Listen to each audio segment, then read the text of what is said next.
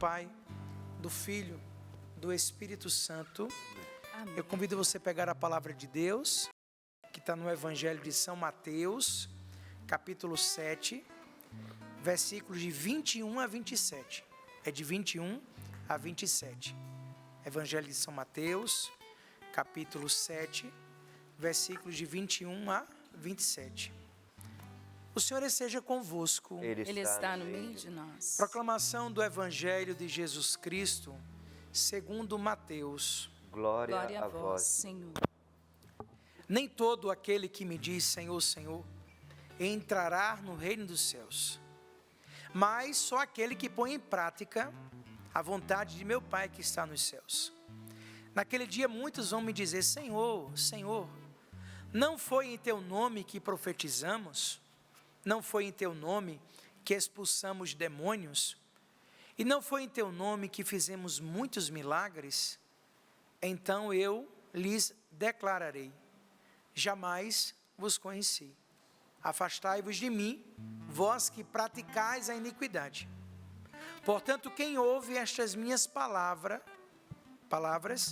e as põe em prática, é como um homem insensato que construiu sua casa sobre a rocha. Caiu a chuva, vieram as enchentes, os ventos deram contra a casa, mas a casa não desabou, porque estava construída sobre a rocha. Por outro lado, quem ouve estas minhas palavras e não as põe em prática, é como um homem sem juízo, que construiu sua casa sobre a areia. Caiu a chuva, vieram as enchentes, os ventos sopraram e deram contra a casa, e ela desabou, e grande foi a sua ruína. Palavra da salvação. Glória a vós, Senhor. Que as palavras do Santo Evangelho perdoe os nossos pecados e nos conduza à vida eterna. Amém. Amém. Bendito seja Deus por esse mês. Eu já falei isso várias vezes na TV Canção Nova, ao decorrer desses quase 18 anos de padre, que vivo, graças a Deus, nesse ano completo. Sou muito encantado e há uma motivação muito grande nesses 3 meses que a igreja nos concede. De maneira especial, a gente vive aqui no Brasil, a Igreja do Brasil tem nos orientado há muitos anos, e a gente vive intensamente esses 3 meses, né? O mês de agosto, vocacional, o mês de setembro, o mês da palavra, o mês de outubro, o mês missionário. A igreja toda é convidada a viver isso, mas de maneira especial percebendo e indo a tantas missões, eu vejo que aqui no Brasil a gente vive com muita intensidade isso. É uma catequese que a gente vive.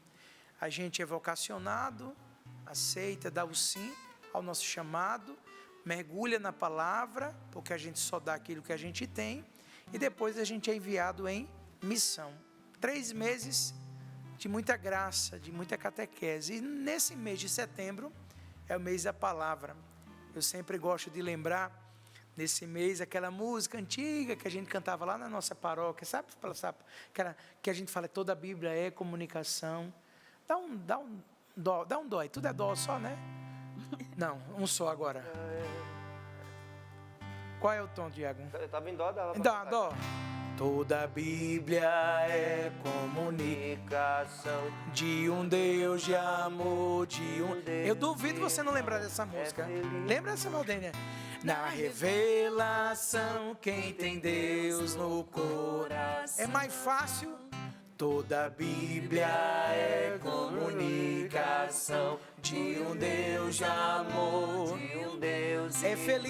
É feliz quem crê na revelação, quem tem Deus no coração. Eu duvido, se você conhece essa música, você já tem entre seus 30 e 40 anos e passando por lá. 30 já passou. É uma música... Mas 40. É o que ser bonzinho, né? Mas olha que lindo, toda a Bíblia é comunicação de um Deus de amor, de um Deus irmão. É feliz quem crê na revelação, quem tem Deus no coração. É tão simples, mas é de uma força sobrenatural. O poder da palavra de Deus. Padre Jonas nosso saudoso pai fundador, que há 2 anos e 9 meses na eternidade está, e nós cremos nisso, foi conhecido como homem da Bíblia. Padre Jonas Abib, Padre Jonas da Bíblia. Inclusive, se você nunca viu o livro, a Bíblia foi escrita por você, a Bíblia do meu dia a dia, pelo amor de Deus, procure, porque é um lindo método simples de você ler a palavra de Deus. A palavra de Deus, que é fonte de libertação. O poder da palavra de Deus reside na sua capacidade de transformar a vida. Você acabou de ouvir o testemunho. Qual era o nome do rapaz lá dos Estados Unidos? Wagner. E ele falou que no programa, acompanhando o Sorrindo para a Vida, a sua vida foi o quê? Transformada. E não é o Padre Bruno, não é o apresentador, não é o cantor, não é ninguém que está na bancada. O foco deste programa é a palavra que é proclamada. Esse grande grupo de oração, ela tem uma direção, e todo o programa nunca aconteceu do Sorrindo para a Vida de não ter uma palavra, porque a palavra é que dá a direção. Então a palavra de Deus, ela tem a sua capacidade de transformar a vida, moldando os corações, consciências através da fé.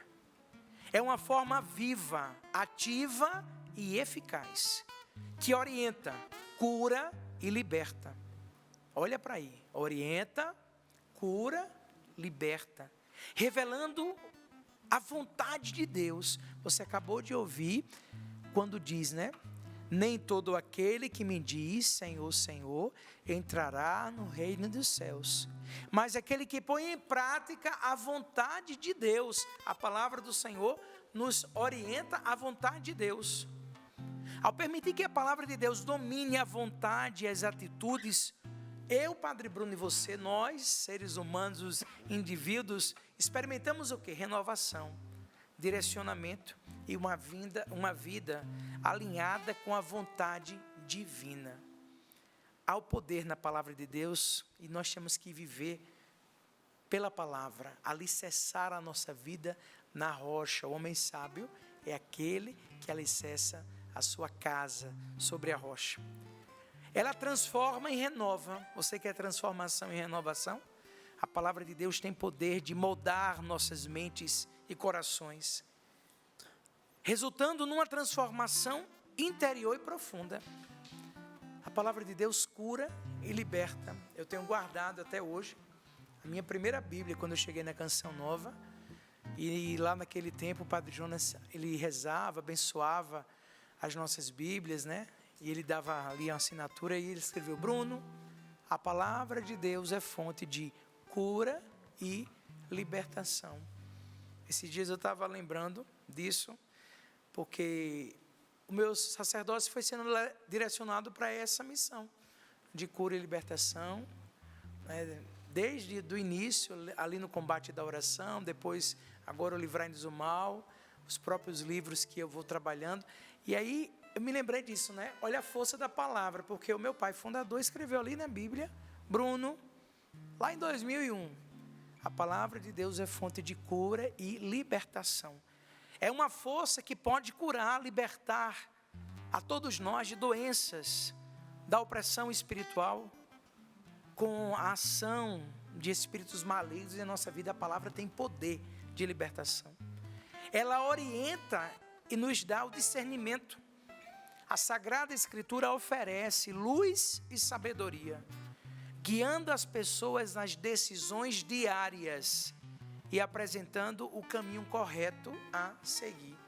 Na caneca que eu recebi, lá está escrito: Jesus é o caminho, a verdade e a vida. Jesus é o caminho. Ele é o caminho, a direção. A palavra do Senhor nos dá coragem e força. Você quer força? Você quer coragem?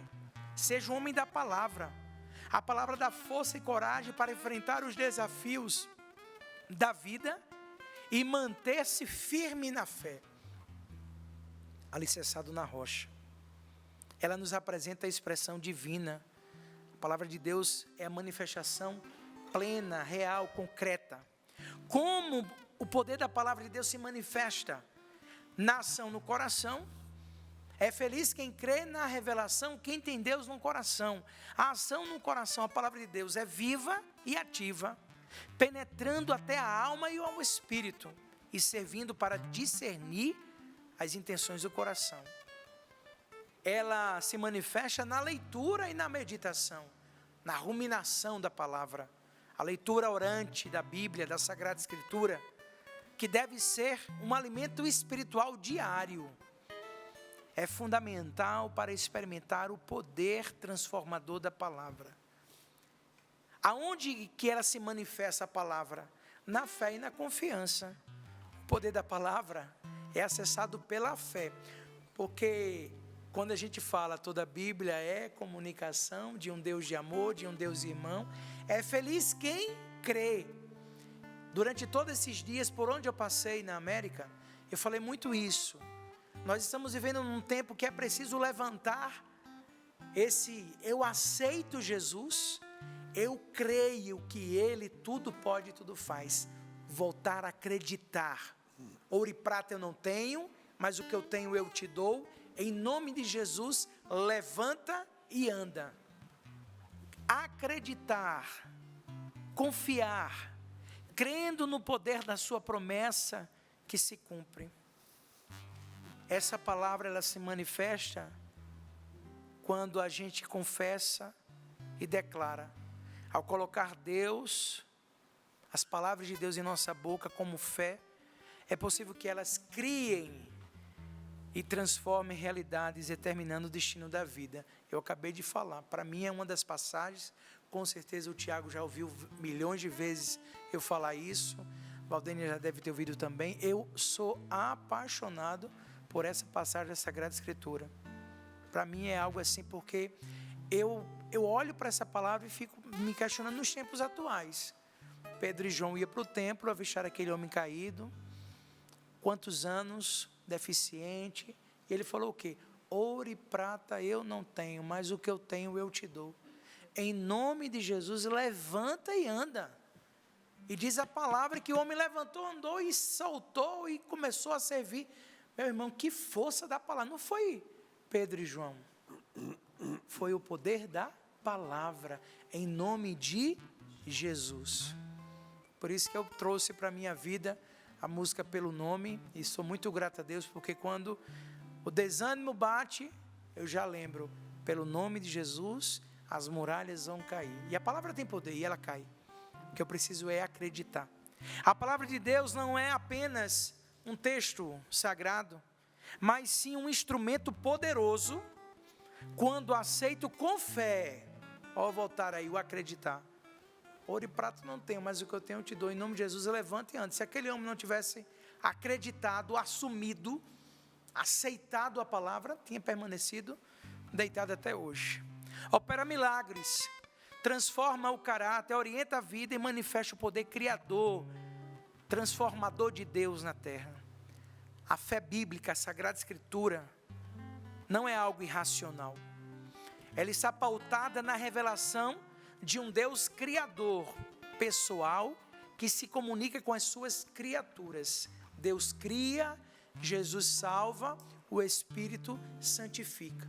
Deus é o Criador, nós somos as suas criaturas. Mesmo que Abraão e todos os, posso dizer assim, personagens do Antigo Testamento não tivessem um conhecimento exaustivo sobre a pessoa de Cristo, ele já havia sido revelado desde o Gênesis. Se a gente pegar lá, capítulo 3, versículo 15, a gente já vai ver a revelação. É dessa forma que Paulo inicia a carta aos Romanos. Ele diz que Jesus já havia sido prometido pelos profetas e registrado nas Escrituras. O escritor aos Hebreus nos diz a mesma coisa. A Bíblia é una, do Antigo ao Novo Testamento. Comunicam a mesma mensagem. E tudo culmina para onde? Para a glorificação do Cristo. A nova e eterna aliança. Quando Moisés recebe a lei e a repassa para o povo de Israel, Deus ordena que se faça um altar. Ali seriam realizados os sacrifícios de animais. O sangue daquelas ovelhas e bois faziam a expiação por um povo que seria incapaz de cumprir toda a lei. O interessante é que Deus exige que o altar não seja feito com pedras lavradas, e sim com pedras brutas. Isto é, o local do sacrifício não contaria com nenhum tipo de trabalho humano. A expiação não está associada ao esforço humano. Quando Deus faz uma aliança com Israel e o povo diz que seguirá os seus mandamentos, o sangue de animais foi aspergido por eles. A base da religião judaica não era o legalismo, jamais. A expiação, um sacrifício substitutivo que era seu cerne religioso. Então preste bem atenção, obviamente que isto nos remete o quê? À cruz, ao Calvário, local onde o Filho de Deus recebeu a punição pelos pecados dos homens por Deus escolhidos. Com a morte, Cristo venceu a morte. A palavra nos garante isso. A palavra nos deixa isso concreto. O sangue da expiação cobriu os mandamentos. Era bem ali o local do encontro de Deus com o seu povo.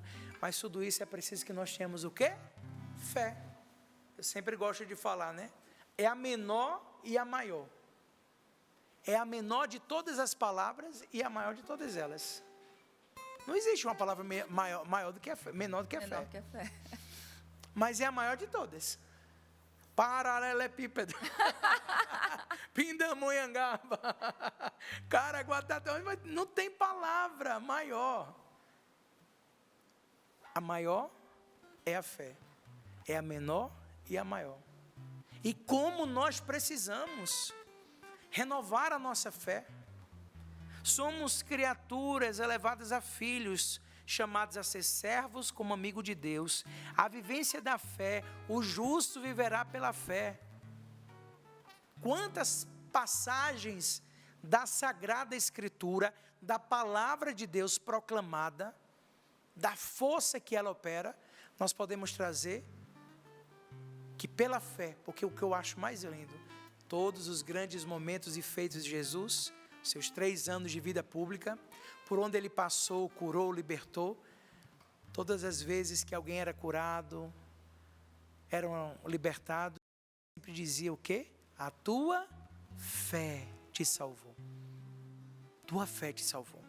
A mulher com fluxo de sangue é um exemplo de fé.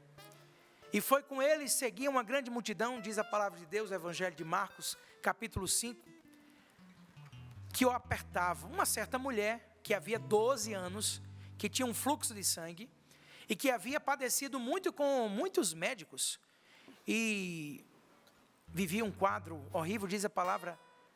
Antes de piorar, ouvindo falar,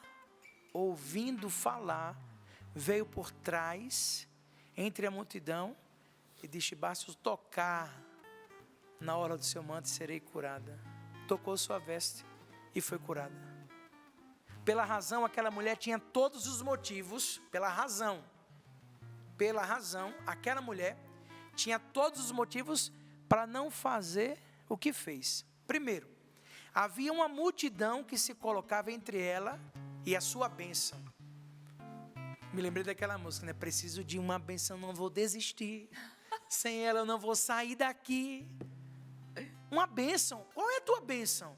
Aí quantos obstáculos que vão nos apresentando e a gente não luta pela nossa bênção. Havia uma multidão entre aquela mulher e a sua bênção. Ela estava doente por muito tempo. Por certo, estava debilitada. Eu fico imaginando, porque a gente sabe que as nossas irmãs, as mulheres passam no seu momento, né? Imagina aquela mulher, 12 anos, que sofreu hemorragia. E quando se perde sangue, há uma anemia muito grande, né, Valdinha? O ferro tem... Meu Deus, eu fico imaginando a fraqueza que aquela mulher não tinha. Não foi uma semana, 12 anos de uma hemorragia de sangue, não sei como ela sobreviveu. Nós mulheres também não sabemos. Não, é sobrenatural. Então, aquela mulher doente, havia tanto tempo, debilitada, praticamente sem forças. Conforme a lei de Moisés, o fluxo de sangue tornava ela imunda, impura. E logo não poderia ter contato com ninguém. Não tanto como a lepra, mas era uma coisa... Em meio a uma multidão de pessoas, se alguém descobrisse que ela estava presente, ela poderia ter sido hostilizada. Com certeza. Até então, ela já havia tentado tudo o que estava ao seu alcance e nenhum resultado foi obtido, porque a palavra fala que ela já tinha padecido sobre todos os médicos. Ou seja, ela não estava negligente. Ela foi atrás, ela tentou, correu, porém ouviu falar que Jesus ia passar. Mas ela ouviu falar de Jesus e isso gerou uma confiança sobrenatural no seu interior. Ela teve fé, porque dizia: se tão somente eu tocar nas suas vestes, serei curada. As palavras acerca de Jesus fez aquela mulher parar e refletir. Ela não apenas ouviu, mas deu crédito. Opa!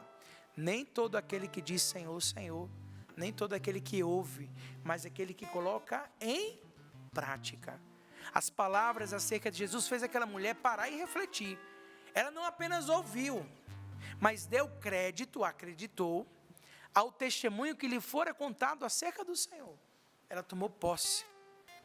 E ele olhava em redor para ver o que fizeram. Então a mulher que sabia que lhe tinha acontecido, porque Jesus falou: alguém me tocou.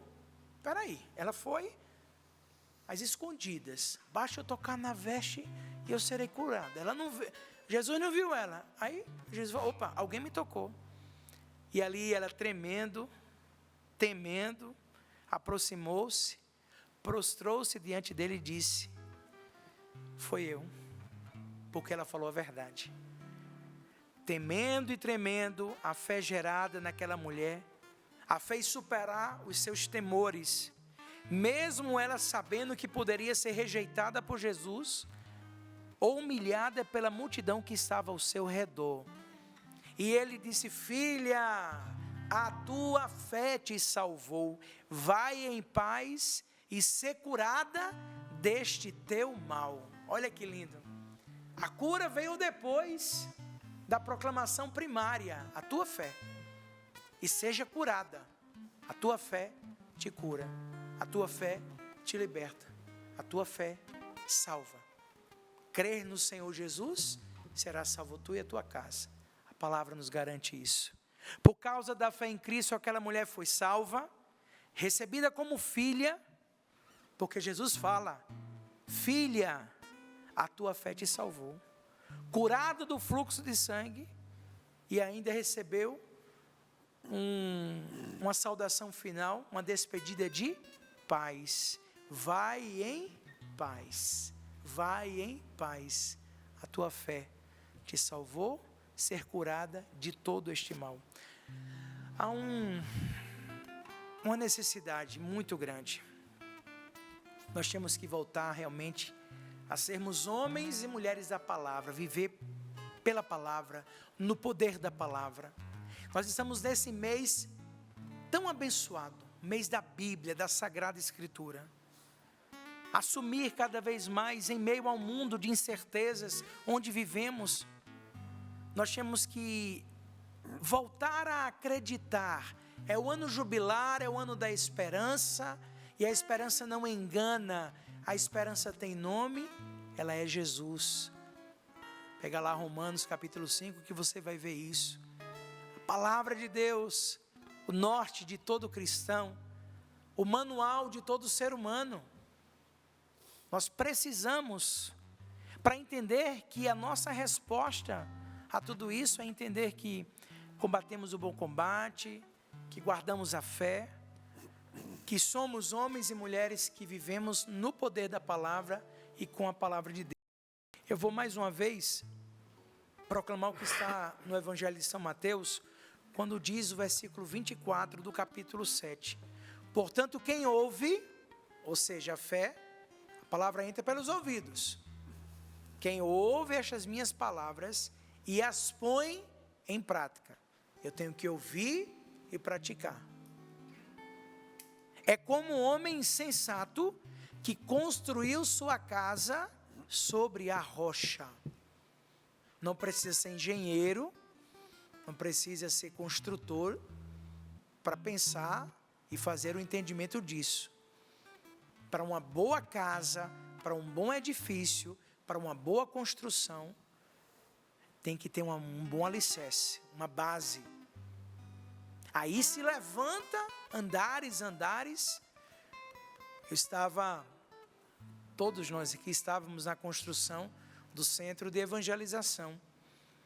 E eu tive a graça de levar com o tio Bolinha a pedra fundamental que foi abençoado era um campo grandão aqui, não era nem um campo, era um brejo, né?